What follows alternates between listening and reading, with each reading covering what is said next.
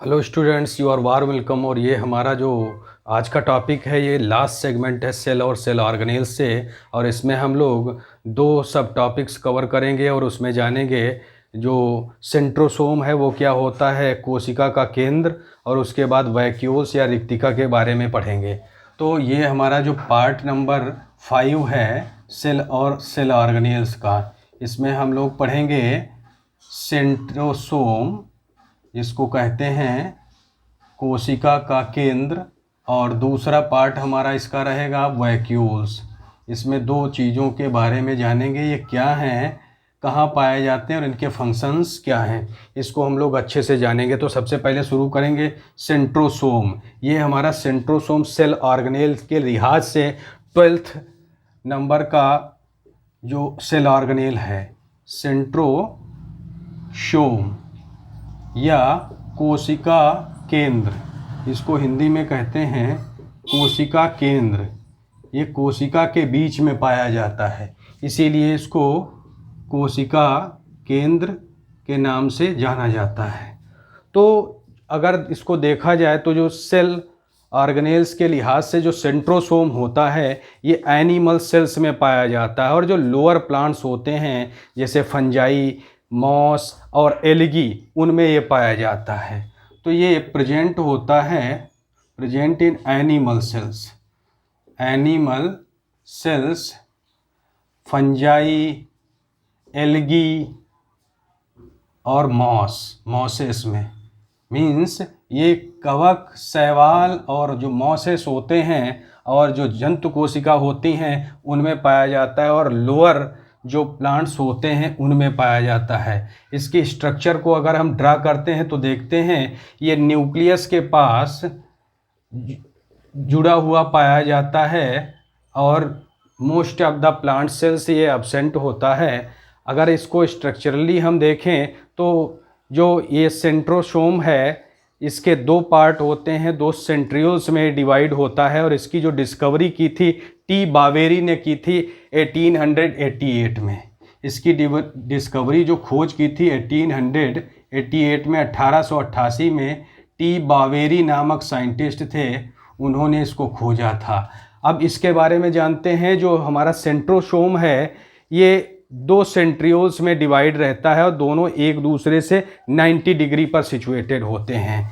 It is divided in two centrioles, two centrioles में ये divide रहता है, और ये एक दूसरे से बहुत सिचुएटेड एट 90 डिग्री, ये 90 डिग्री पर होते हैं। अगर इसको सेल के पर्पस से देखा जाए तो अगर हम एक सेल की स्ट्रक्चर ड्रा करते हैं सेल डिवीजन के ड्यूरेशन में, तो सबसे पहले एक सेंट्रोसोम होता है, एक सेंट्रियोल होता है, और वो दूसरे 90 डिग्री पर पहुंच जाता है, और फिर यहाँ से ये मूव करके अपोजिट एंगल पर पहुंचता है और फिर एस्टर फॉर्म करता है, एस्टर बनाता है, और इस तरह से सेल डिवीजन में ये हेल्पफुल होता है। तो इस तरह से दो सेंट्रियोल में डिवाइड होता है, और जो सेंट्रियोल होते हैं उनको तारक काय कहते हैं हिंदी में। सेंट्रियोल्स को क्या कहते हैं? तारक काय।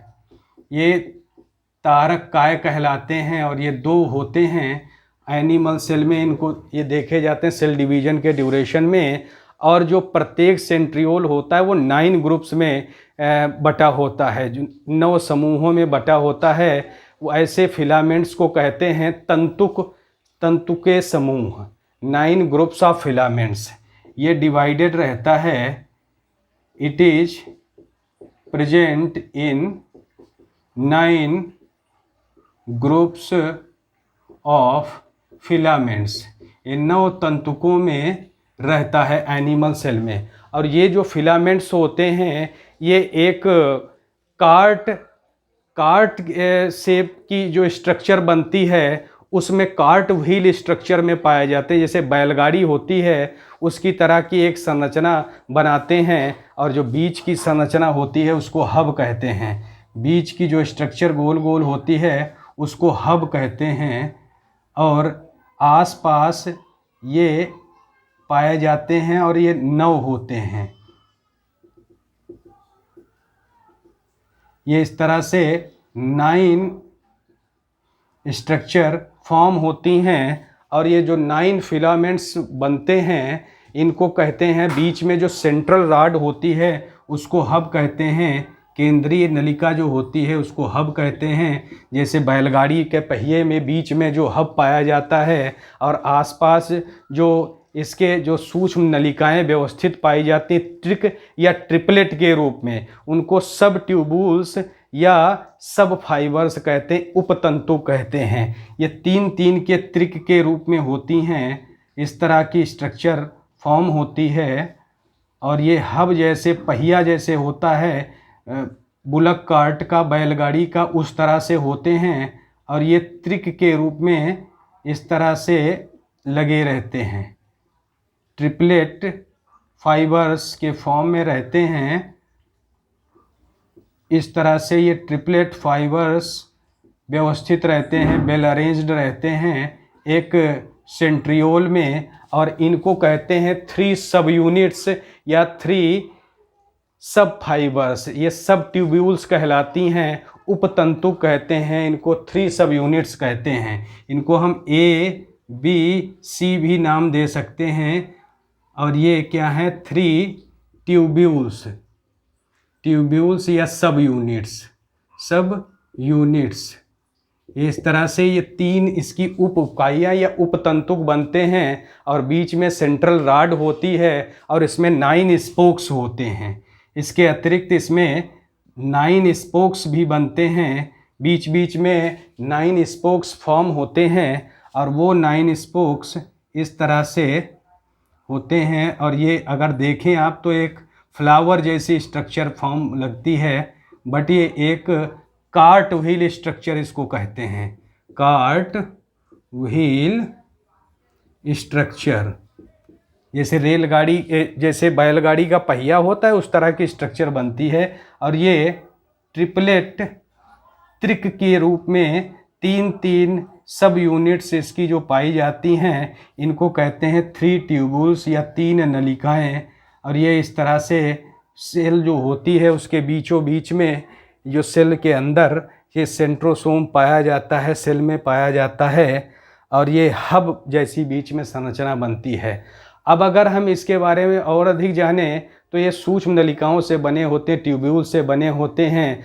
और जो सेंट्रियोल्स होते हैं ये एक स्पष्ट अपने चारों ओर रिंग जैसा साइटोप्लाज्म रखते हैं। और ये जो रिंग जैसा साइटोप्लाज्म होता है इसको सेंट्रोस्फीयर कहते हैं। और जो सेंट्रोस्फीयर जो होता है ये सेल को डिवाइड कर देता है, सेल को डिवाइड कर देता है, इसीलिए इसको बाद में ये एस्टर का फॉर्मेशन करता है। एक प्रकार के जो एस्टर बनते हैं उनको सेल डिवीज़न के दौरान ये बनाने का काम करता है, एस्टर फॉर्मेशन करता है। और इसके फंक्शन की बात करें तो ये एस्टर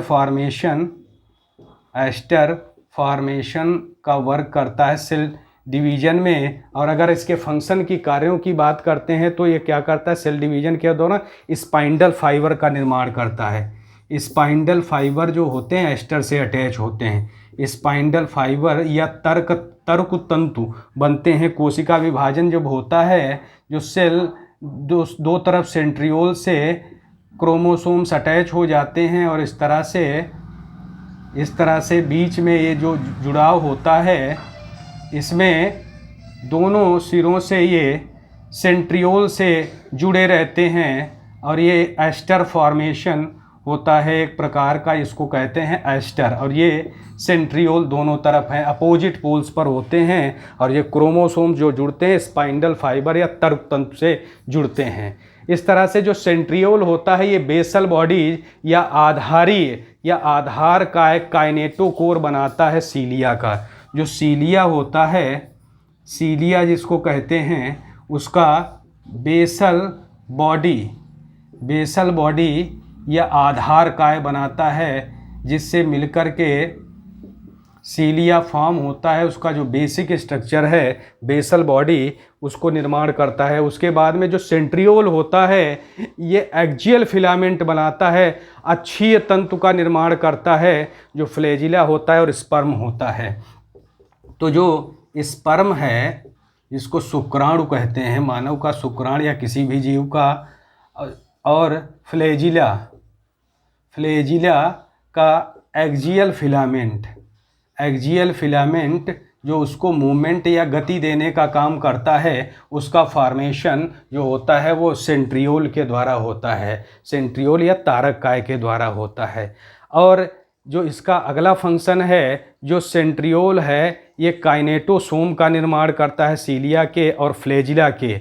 इस तरह से जो सेंट्रोसोम होता है इसका बहुत इम्पॉर्टेंट रोल होता है, और ये 9 इस तरह से ये 9 जो ट्यूब्यूल्स 3 ट्यूब्यूल्स बनाता है, और वो 9 ग्रुप्स में फिलामेंट्स या तंतुवत रूप में व्यवस्थित रहती हैं। और इसके बाद में हम जानेंगे वैक्यूल्स और रिक्तिकाओं के बारे में। रिक्तिकाएं क्या हैं, वैक्यूल क्या होता है, रिक्तिका, वैक्यूल या रिक्तिका इसको हिंदी में कहते हैं। रिक्तिकाएं जो होती हैं ये प्लांट सेल में अधिक बड़े आकार की होती, लार्ज साइज्ड होती हैं, बट जो एनिमल सेल्स होती है उसमें छोटी होती हैं। यहाँ पर हमने रिक्तिका का ये फॉर्म ड्रा किया है। ये जो बड़े आकार की दिख रही है रिक्तिका है, वैक्यूल है। प्लांट सेल में ये बड़े आकार की होती है क्योंकि यहाँ पर अधिक वाटर स्टोरेज की ज़रूरत होती है। वहीं जो एनिमल सेल्स होती है उसमें छोटे छोटे आकार की रिक्तिकाएँ या वैक्यूल्स पाई जाती हैं। और जो वैक्यूल होती हैं इनका बहुत इम्पोर्टेंस है। बेसिकली जो वैक्यूल्स होती हैं ये प्लांट सेल में एनिमल सेल के कंपैरिजन में बड़े साइज़ की होती हैं, जिसके कारण जो प्लांट सेल होता है उसका जो न्यूक्लियस है ये किनारे की तरफ हो जाता है। जो न्यूक्लियस है किनारे की तरफ हो जाता है, जबकि एनिमल सेल में ऐसा नहीं है। इसमें न्यूक्लियस अपने स्पेस अपनी जगह पर रहता है। और जो ये वैक्यूल है रिक्तिका, इसमें जो फिल्ड फ्लूइड भरा होता है उसमें 50 से 90% तक वाटर होता है। 50 से 90% तक वाटर होता है, H2O होता है, जो उसमें फ्लूइड भरा रहता है, तरल।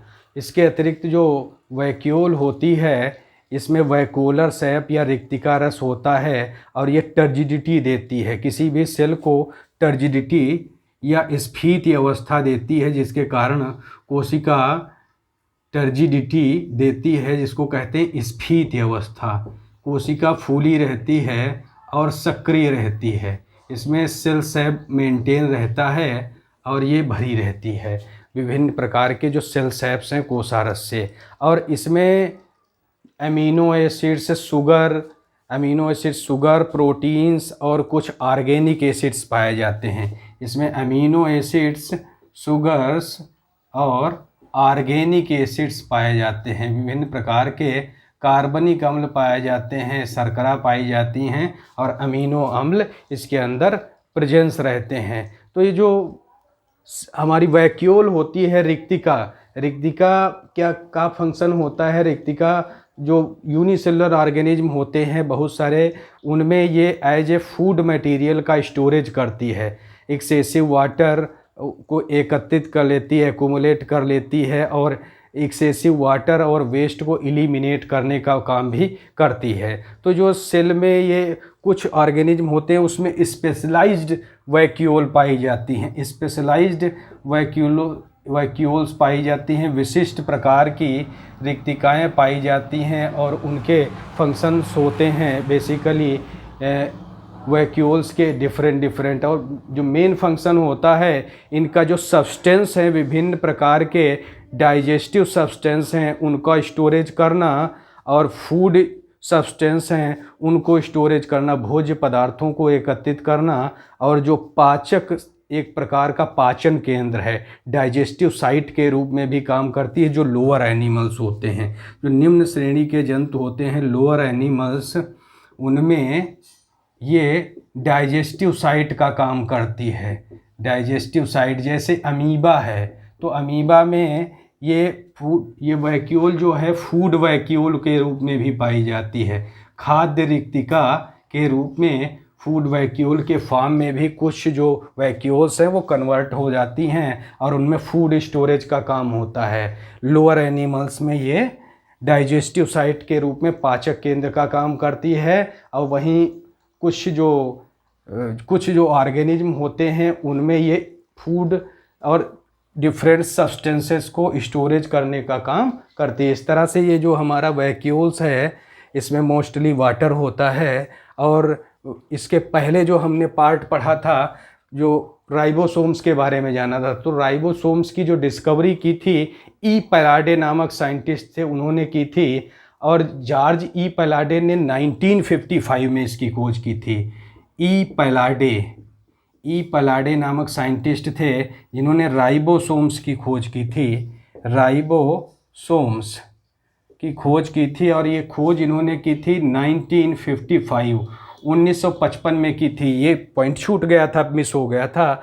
अब ये हमारा पूरा जो सेल और सेल्स ऑर्गेनेल्स का जो पूरा पार्ट है, ये जितने भी डिफरेंट टॉपिक्स और वीडियोज़ हैं, इनको सबको पूरा देखिएगा, तभी ये सारी चीज़ें समझ में आएंगी। तो ये हमारा यहीं पर सेल और सेल ऑर्गेनेल का टॉपिक अब पूरा होता है।